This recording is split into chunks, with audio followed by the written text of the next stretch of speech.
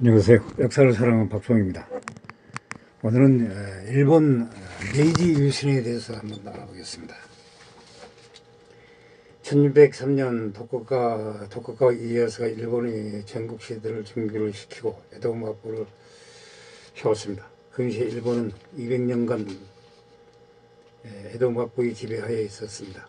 막부 체계는 도쿠가 가문의 근거지인 에도에 세워진 막부가 300명 정도의 지역 영주인 다이모를 위해 군림하였고, 또 각 다이모가 많은 수의 사무라이들을 거느리고 번이라고 불리는 자신의 영지를 통치하는 봉건제였습니다. 다이모 밑으로는 산업공사가 엄격한 신문제를 이루고 있었으며, 에도 막부는 오랜 내란을 끝내고 학관 지배 체제를 구축하였습니다. 조선 원정 실패의 여파도 안정되었습니다. 이를 바탕으로 에도 막부 시대에 인구와 농업 생산량이 크게 늘었습니다. 상공업이 번성하였으며 문화도 융성하였습니다. 19세기에 접어들면서 사무라이라고도 불리는 일본의 무사 계급 내에서도 에도 막부에 대한 여론은 악화일로로 접어들었습니다. 시적적인 평화와 방만 국가 경영의 시기 동안 사족의 제의는 점차 흔들리고 있었으며, 막부는 18세기에 발생하는 일련의 자연재해와 사회 경제적 문제들에 대해 제대로 대처하지 못하고 있었습니다.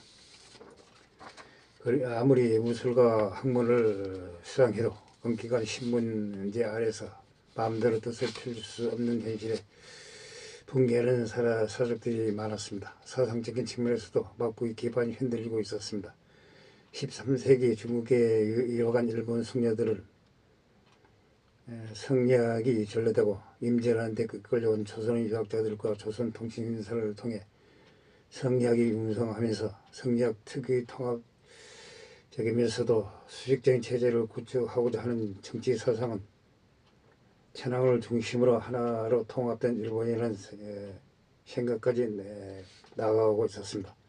또한 성리학이 중국 사상을 지나치게 숭배하는 것에 대한 반발로 일본 고유 정신에서 진리를 구하려는 국학이 발생하였습니다. 국학은 일본 토착 종교의 신토와 결합하여 천황을 숭배하는 사상을 만들어내었습니다. 이 때문에 점차적으로 천황을 막부보다 더 높게 쳐주는 풍조가 생겼습니다. 1853년 미국의 페리 제독이 서양의 신식 징기선 제남들을 끌고 와 평화적으로 교역에 응하는 것과 교역으로 거부하는 대신에 전쟁을 감수하는 것 등의 양자택일을 요구하였습니다. 사실 일본인들은 서양의 일강들이 동아시아까지 손을 뻗치고 있다는 사실에 이미 페리 제독의 내용보다도 한참 옛날부터 알고 있었습니다. 특히 1840년 아편 전쟁에서 동아시아의 최강국이라던 청나라가 대영 제국에 패배하는 것도 알고 있었습니다. 그래서 에도 막부는 아예 처음부터 서양 국가들에게 빌미를 주지 않기 위해서 물을 완전히 닫아버렸습니다. 세국 정책을 펼치고 있던 중이었습니다. 영국을 비롯한 유럽 국가들은 중국이란 더 큰 먹이에 골만하느라 일본이 문을 닫아 걸자 일본에 큰 관심을 두지 않았습니다. 미국의 경우는 달랐다고 합니다. 미국의 서부 해안에서 출발한 전기선이 북태평양을 가로질러 일본 근해까지 오면 전기 구간의 연료인 석탄을 보급받아야 하였습니다. 미국이 아시아로 진출하려면 일본의 안정적인 보급항을 확보할 필요가 있었으며, 일본 개항에 보다 적극적이었습니다. 사실 일본은 국토 폭이 좁고 길기 때문에 모든 주요 지역이 바다에서 멀지 않았습니다. 바다로부터 공격에 취약하였습니다. 에도와 천황의 항공이 있는 교토는 만약 미국이 아편 전쟁의 영국처럼 군함의 한포 사격 지원을 받은 해병대로 공격에 올 경우 제대로 방어하지 못할 것으로 생각하였습니다. 결국 다이로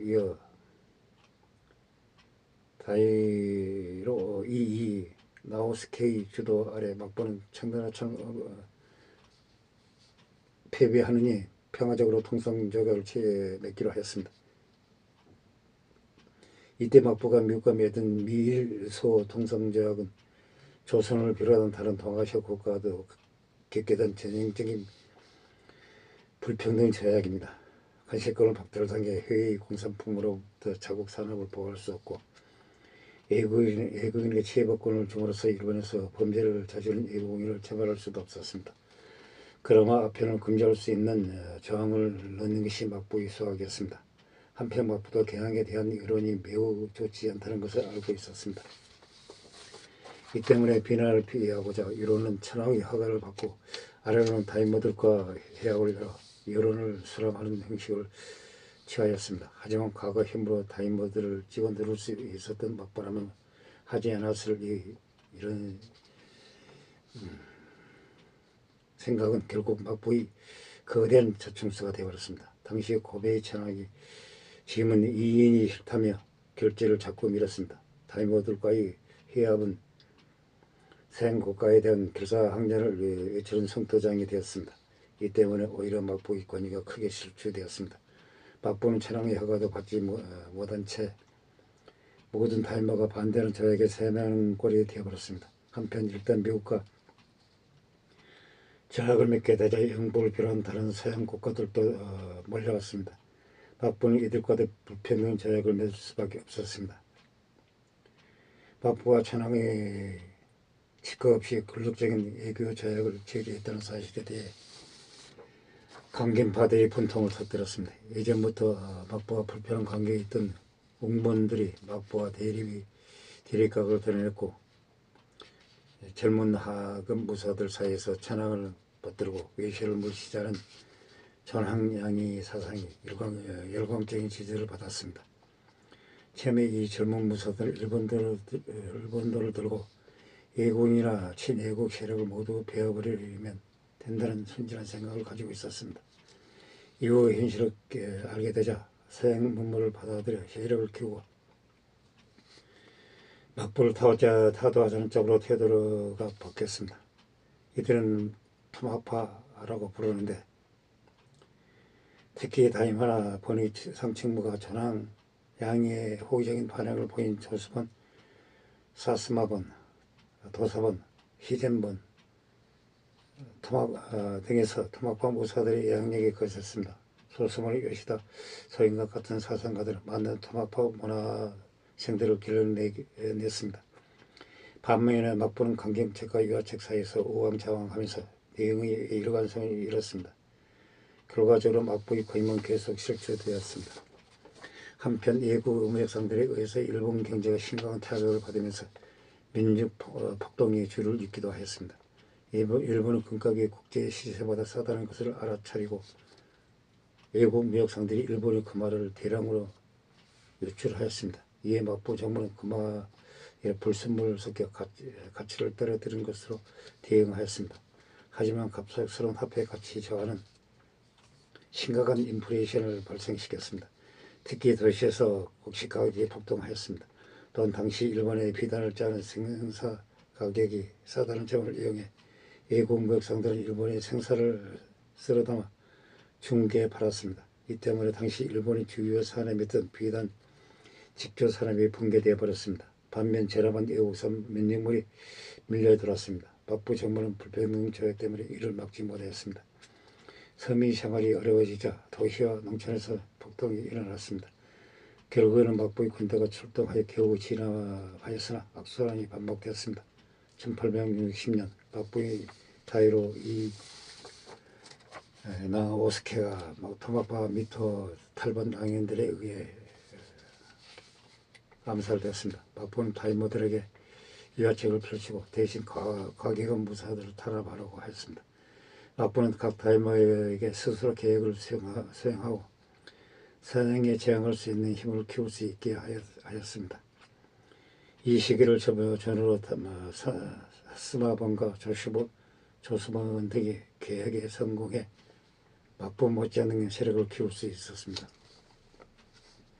또한 막부는 교토의 천황 조정에 에도 막부의 제후 휴의 공무합체라고 불리는 합의를 제안하였습니다. 이 조치는 여러 웅본들에게 막부의 의사결정권을 교토에서 일하는 다이모 회의로 대포 옮기겠다는 뜻으로 받아들여졌습니다. 막부는 공모합체 운동으로 여러 다이모들의 호의를 살 수 있었지만 다이모와 무사들을 갈라놓고 통합파 무사들을 억누르겠다는 계획은 제대로 진행되지 않았습니다.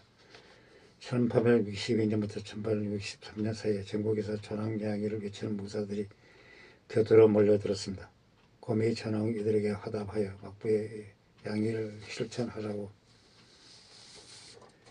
공식적으로 요청하였습니다. 앞쪽에 몰린 막부는 1863년 5월까지 양의를 실행하겠다고 천명하였습니다.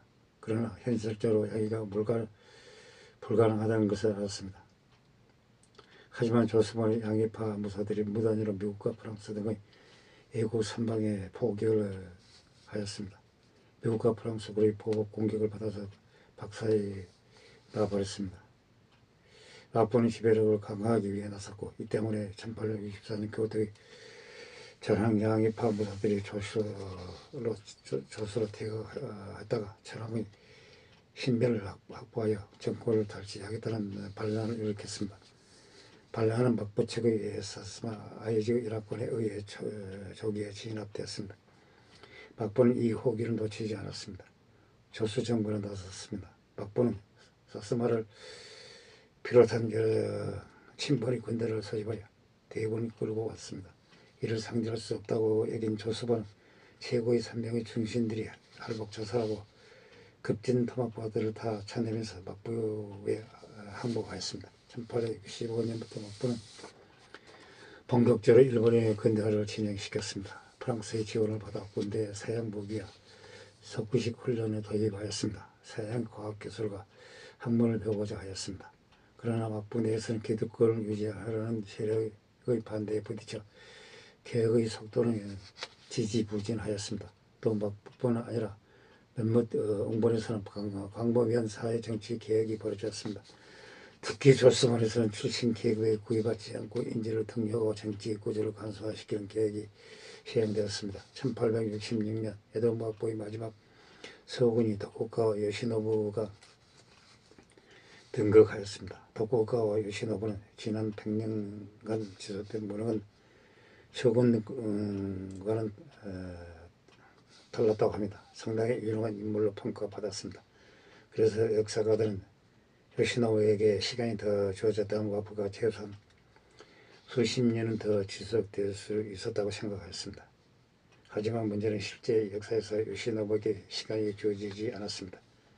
조선문이 통합하더니 1864년 폐교로 힘을 잃었지만 안지의 뿌리 뽑힌 것은 아니었습니다. 살아남는 통합하는 서양 무기와 서양식 편제를 이용해 비정규군을 육성하였습니다.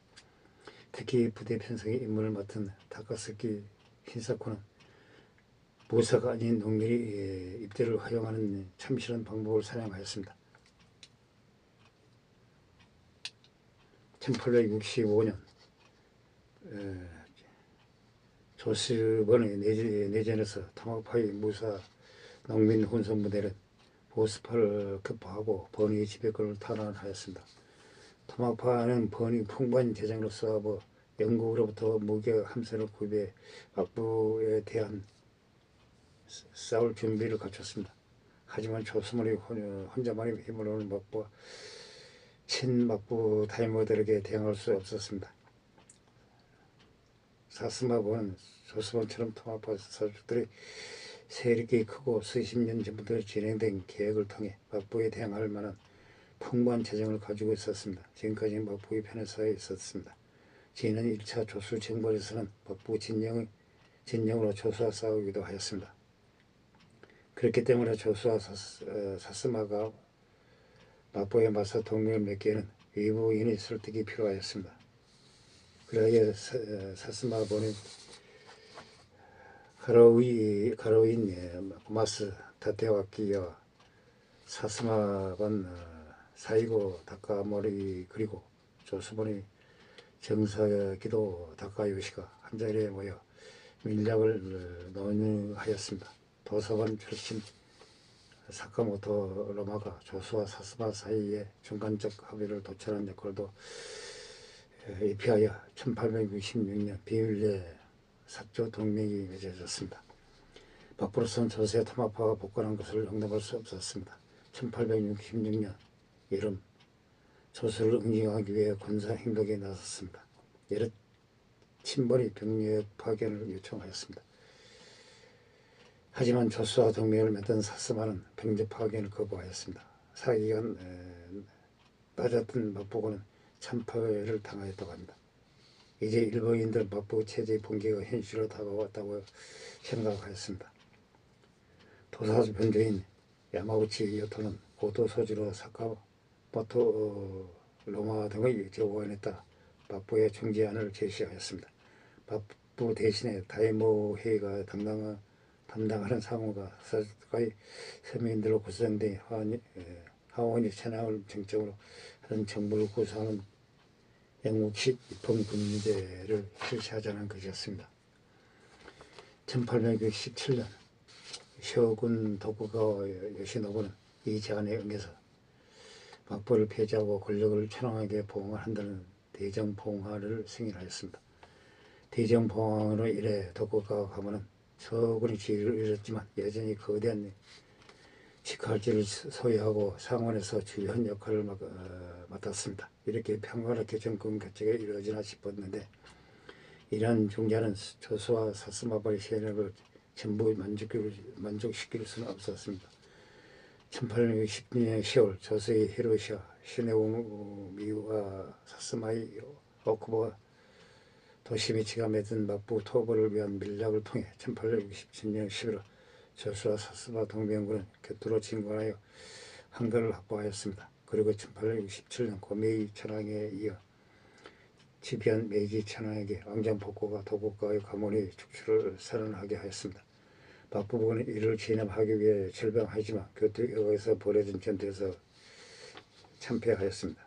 에도로 퇴각한 막부군은 1868년 4월 승산이 없는 싸움을 계속하기보다는 새로운 질서에 편입하기를 결정하고 전투 없이 에도를 무혈 개성하며 항복하였습니다. 이렇게 막부가 무너지고 일본 정부가 수립되면서 일본이 근대화에 포문을 연 메이지 유신이 시작되었습니다. 하지만 반란군을 불실한 친막부 다이모들은 제항을 계속하였습니다. 동학파 군대는 북진하여 1869년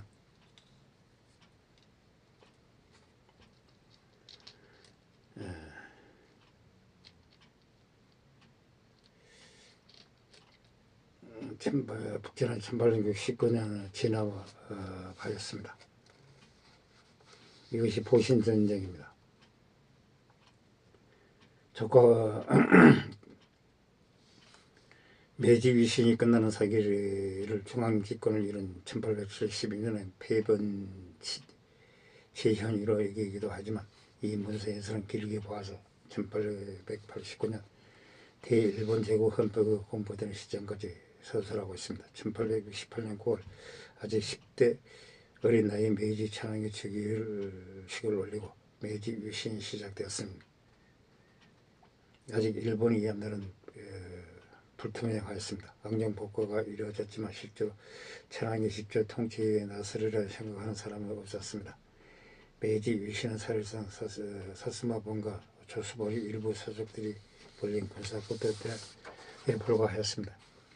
다른 번들은 이들이 단순히 새로운 막부를 세우려는 것이 아닌지 의심이 넘쳐나고 보았습니다.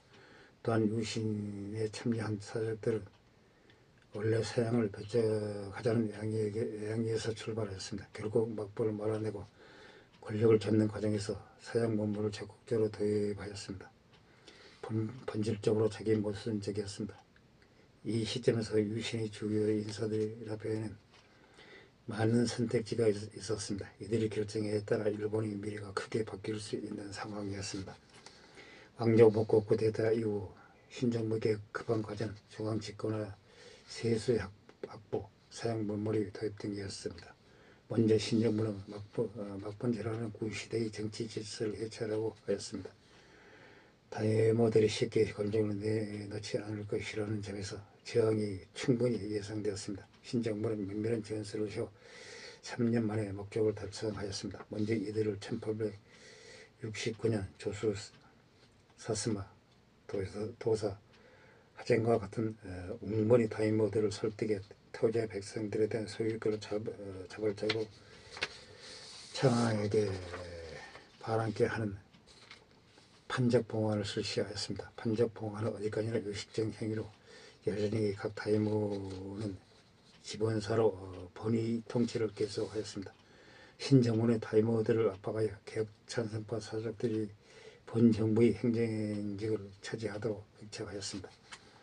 그리고 각 번위의 유력 인사들을 포섭하는 동시에 사스마와 조수의 군대를 중심으로 구성한 한글을 이용해 일련의 공포 분위기를 만들었습니다. 마침내 1812년 기도 다카요시를 비롯한 메이지 개혁가들은 기습적으로 실천하게 모든 번을 폐지하고 현으로 대치한다는 선언을 하게 하였습니다.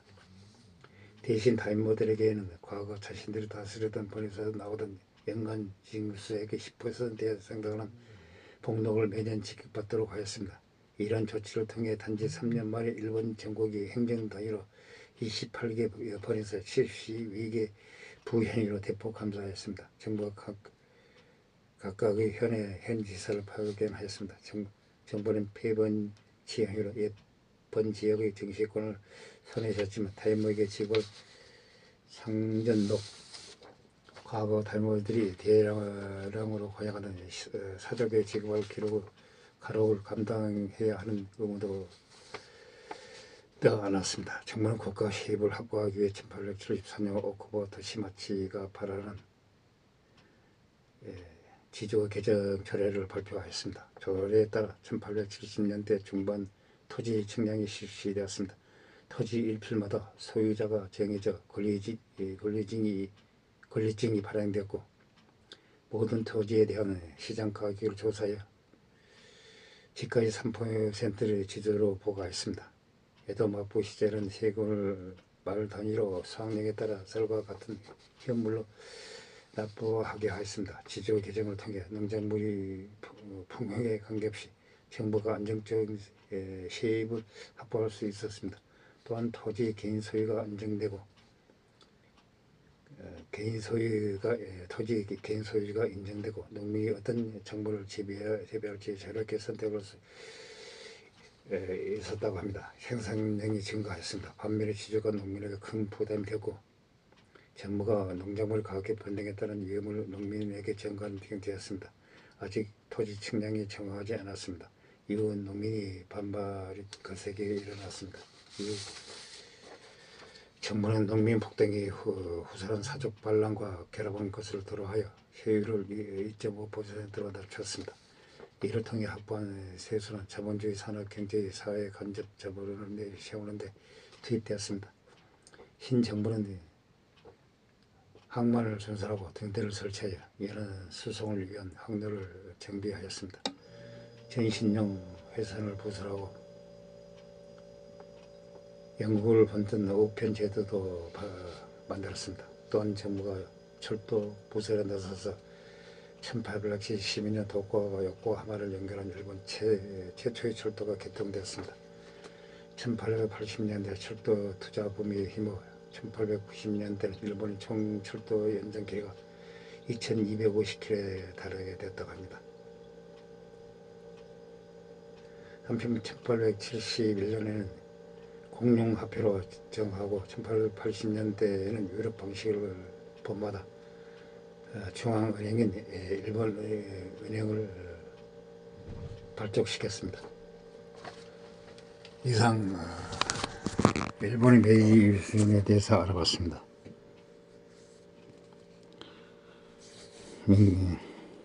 당시 부정함을 느낍니다. 양해 부탁드립니다. 감사합니다.